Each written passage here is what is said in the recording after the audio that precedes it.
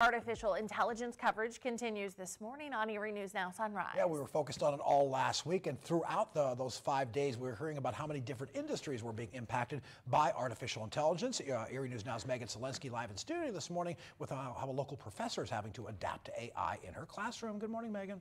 Good morning, Mark. Tracy, all teachers are having to adapt to this artificial intelligence. I'd imagine that homework must be a lot easier if you can just ask ChatGPT to give you all those answers in just a couple seconds, right? But for some, their careers fall in line with exactly what artificial intelligence is doing. And that's the story of one professor at Penn State, Behrend. And I spoke with her as she shared how her job and teaching curriculum has changed drastically thanks to AI. Elisa Beshero-Bondar is a professor of digital humanities at Penn State, Behrend. She has quickly been forced to adapt to artificial intelligence in her classroom. One of my courses that I teach every spring is something called large-scale text analysis.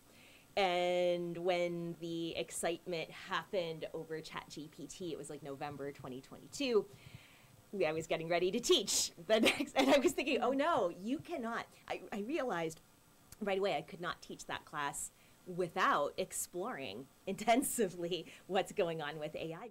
Beshero-Bondar has a background in English. In her classes, she has her students looking for patterns in text. It's a similar process to the way that AI scans a prompt to generate a response. So the students learn how much information you can pull or sometimes scrape out of the internet on this. They learn how to build web scrapers. But when first introduced to AI, her students had mixed reactions. One of the things I found interesting is my students are excited and cautious and a little scared of AI because in my program it affects their career prospects. Regardless of how advanced this technology may seem or how helpful it can be, Beshero-Bondar stresses that we should not be solely relying on it. Yes, you should explore what this can do for you. But my second take is I don't think you should let it change the way you do your work. Well, why not rely on artificial intelligence? AI works fast and it's supposed to make my life easier, right?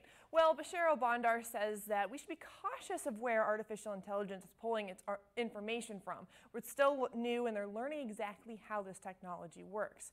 And by learning what AI is giving you as a response, you'll have a better understanding of the material and how things work. Just like that homework, if we're just putting in the math problem, you're not really learning, are you? Well, from the studio, Megan Selensky, Erie News Now.